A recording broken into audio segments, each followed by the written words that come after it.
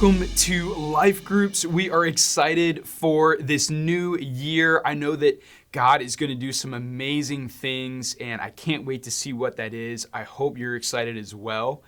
Tonight, we are going to kick things off with a new series called Crux. Now, if you don't know what crux means, crux is essentially a word that means what is at the essence, what is at the center. Crux also means cross. And so there's a lot of different meanings that go with this and ways that we're going to tie this in.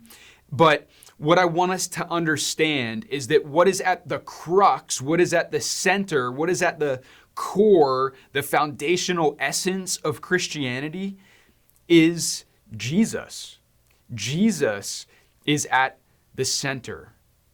And so the next several weeks, we are going to be talking about who Jesus is.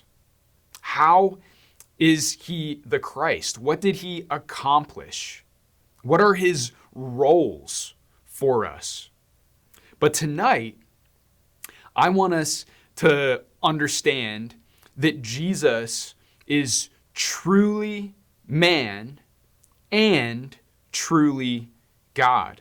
You see, Jesus in his person is the crux, the center, the crossing point of these two things, man and God. So there is a lot more that we're going to get into tonight, but before we do that, I want you to read a couple Bible passages and discuss these questions with your group.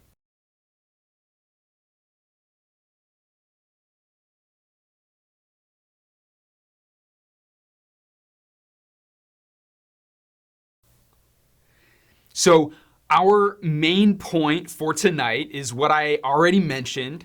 It's that Jesus is truly man and truly God. Jesus is truly man and truly God. This means that Jesus is 100% of each of these things. He's not half man and half God. He's 100% man and 100% God. Remember these passages that you just read.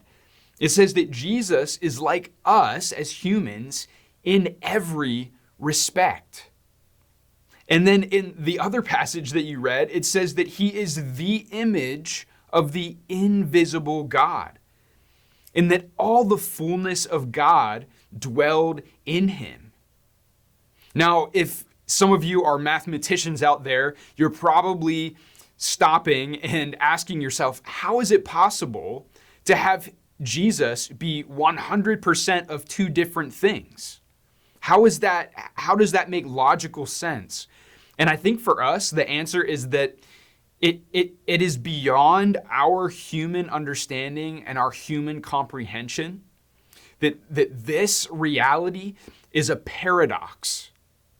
Now, a paradox is different than a contradiction. A contradiction would be if the Bible said Jesus is God in one place, and in another place it says Jesus is not God. That would be a contradiction because both of those can't be true at the same time. But Jesus' nature is a paradox, that he is truly God. He is 100% God. And then in other places, it talks about him as being truly man, 100% man. Now, we might begin to ask ourselves, okay, so if this is true, how did this play out in Jesus' life? After all, he did a lot of different miracles, and we know that Jesus didn't sin. So did he do these things as God or as man? And what we're going to find is that Jesus actually was sinless in his manhood, not in his godhood. Now, of course, as God, he is sinless.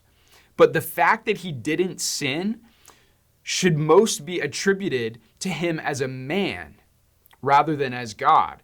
And this might be different than what we would naturally think, because we know that, of course, God is without sin. But the reason that this is that this is important for us is because we should not suggest that Jesus somehow cheated and that he was somehow sinless because he's God, or that Jesus was some sort of superhuman. No, Jesus was not superhuman. He was truly human. He was what we are supposed to be. Jesus, as Romans 5 tells us, is the second Adam. That like Adam was perfect and then sinned, Jesus was perfect as a man and did not sin. Now, why is it important that Jesus was a man? It's important that Jesus was sinless in his manhood as a human, because this way Jesus' perfection can be imputed to us who are human. See, Jesus' sinlessness, his righteous, perfect righteousness as a human can be attributed to us as humans. Now, at the same time, we need to affirm that Jesus is also truly God, fully God. And yet, he never used his deity, his being God, to benefit himself. I challenge you to go back through the Gospels and look at all of the miracles that Jesus performed. Not a single one of those miracles was for his own benefit. See, Jesus never used miracles to get himself out of temptation or trial.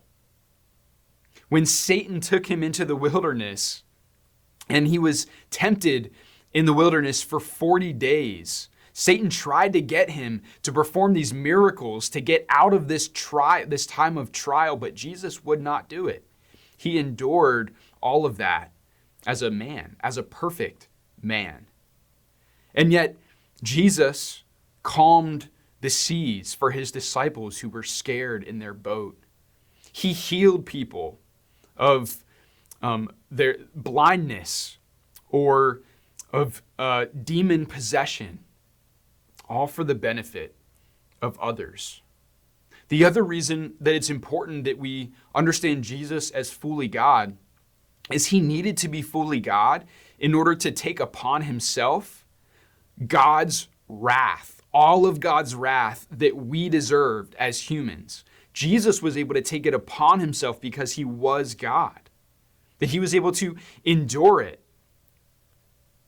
and that God's wrath was satisfied in him dying on the cross for all those who put their faith in him. This is why Jesus needed to be fully man, to be a perfect man, and impute that righteousness to us, and fully God to take all of God's wrath on himself. See, we desperately need Jesus to be both of these things. And if we undervalue any one of these aspects of Jesus' nature, then we miss an equally important aspect of the gospel. Jesus is who we need. And it's my prayer that we would remember that tonight and every single day after this. And so, with the rest of your time tonight, I would love for you to talk more in your life groups about what you want this year to look like for you.